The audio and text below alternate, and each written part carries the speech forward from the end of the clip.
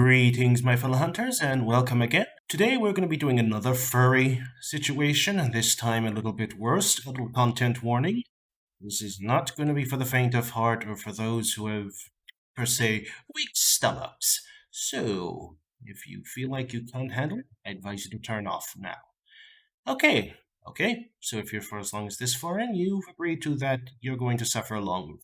Excellent. So, let us begin this little thing of where a furry DM lies and tries to convert a player to being a furry. This will be fun, my hunters.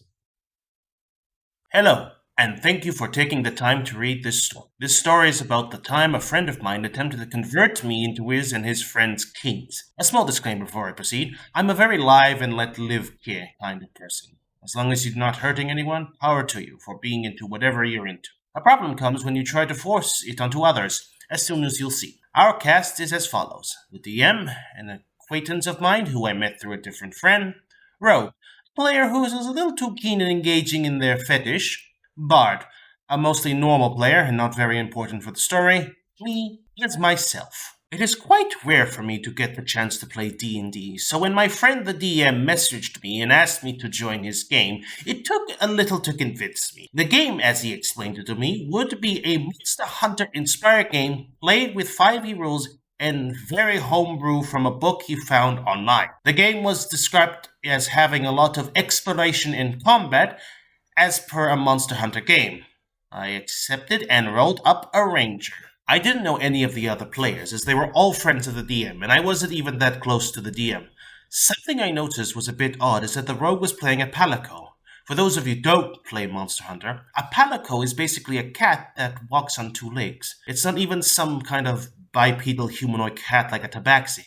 They really are just cats that walk on two legs, but the portrait the player was using for this character was a lot more different than the palicos I know from the game. One with much more exaggerated proportions, such as ridiculously wide hips and large breasts on an actual...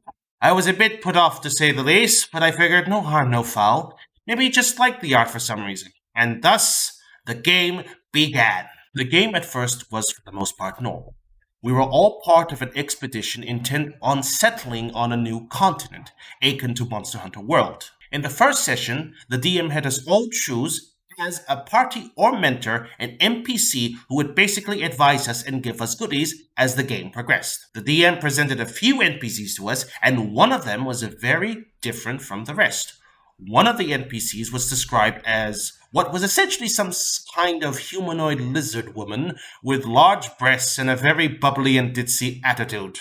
Oh god. Who was supposed to be some legendary hunter. When I say lizard, I mean full-on green scales around her body, a tail, the works. As a bit of context, the game was supposed to take place in the Monster Hunter setting, where something like that is very much not normal. When we as the party did not choose this NPC, the DM seemed disappointed and asked us in an annoyed tone if we were sure, and even had this lizard lady approach us to try and convince us to take her. Feeling pressured, we reluctantly agreed. We all landed on a new continent and went on our barracks, where we got to meet each other a little more in character, and met our new NPC guide, the lizard. This is where another red flag popped up. The rogue in character mentioned that she liked to draw hentai of people she met and found attractive, which included my character. The lizard lady NPC piped in and mentioned how she thought that was good talent, and asked the rogue to make hentai of my character and the lizard lady together, mentioning how cute she thought my character was. I felt awkward because of the situation. I tend to like romance in games when they develop naturally, and raunchy stuff doesn't tend to knock me off balance. The thing is, I was not a furry. I really just did not find that kind of thing. After talking a moment to gather my thoughts, I just had my character say how she would prefer not to be depicted in whatever hentai was. And now she had better use of her time than just to get together with someone who was supposed to train them. Neither the rogue nor the DM seemed to like this, but things moved on either way, and we all finished getting to know each other. As sessions progressed, it became more and more obvious the game was not what was advertised. I am not kidding, nor exaggerating when I say roughly 70% of all sessions were our characters and the NPC lizard lady role-playing, having breakfast, lunch, and dinner, just talking about stuff, with the lizard lady constantly trying to flirt with my ranger. It was fun at first. I liked to roleplay as much as the next person, but I also liked rolling dice and smashing heads, neither of which were happening. Finally, it was about time to head out on our first hunt. I was very excited. I thought maybe the game would finally kick off, but I was a bit nervous with what we were hunting. A Mizutune. For those of you who don't play the game, a Mizutune is basically the big, colorful water snake fluffy thing that shoots bubbles. It's not very threatening sounding, but we were level 3 at the time, and the DM had shown us the home bestiary book he found for Monster Hunter creatures, and a Mizusune was beyond our capabilities. It soon became evident why we were sent to hunt a Mizusune, first out of all things. As I mentioned before, the monster is a big, colorful, fluffy bubble lizard snake thing. When we found it, which was nothing more than just me rolling survival, than the DM describing us stumbling upon it, it was not what I expected. It was a Mitsusune roll, right? But the portrait the DM used for it was a fan art, one with breasts, long lashes, a far less frightening appearance than in the game, and one that could, perhaps most striking of all, speak! We ended up talking to it as it apparently didn't want to fight us, and we weren't too happy fighting something that could kill us with great ease. And wouldn't you know it? It was flirtatious. It made comments about how its slippery body possessed great lubricant. How its bubbles weren't the only big round thing she would like to smother us with, and other things that hurt just to remember. The worst part of all, we found the plot of the game thanks to this stupid thing. Turns out it was mating season for most monsters, and so they were all on a rampage trying to find a mate before the season ended. You mean like that series called The Monster Girl Encyclopedia? Well, somebody was doing their homework. LOL.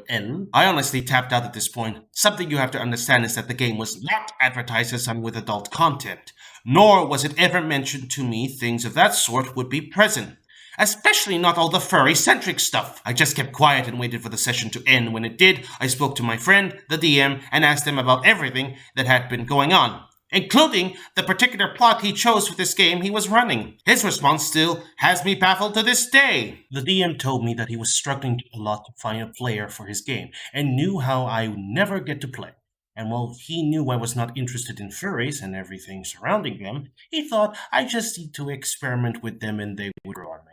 When I asked him about the mature content, he gave me a similar response. The DM told me that he knew I would not join if I knew this was a furry game with 18 plus elements, so he hoped that by withholding that information from me, I would learn to enjoy said elements as the game progressed and just have a fun game with everyone. In the end, the DM, who was a proud furry, did not understand what he did wrong. I really was not interested in this type of game, so I thanked the DM for his time, bid him good luck, and never returned to that game. TLDR. Furry DM lies to me about his game and hopes I would convert into being a furry after playing it.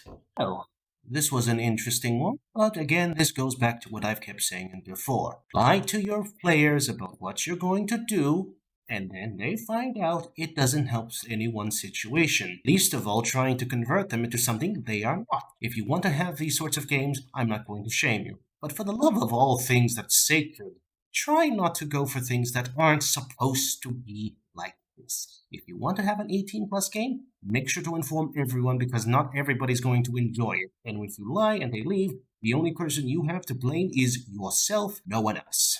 Thank you again, my hunters, and I hope you enjoyed this video. Links down below if you want to get some of my social medias. And if you enjoy it, please give me a like, subscribe, follow me on my Patreon. If you do, I pledge even 1 year, you gain some goodies, and if you pledge 5 or higher, you gain access to my Discord. I'm deciding whether to privatize it, so if it's on the thing, it should be there. If it's not, I might hold it up back for a while just for some issues. Thank you all for enjoying my video. If you, like I said before, like and subscribe. Until we meet again, my hunters, may the good blood guide your way.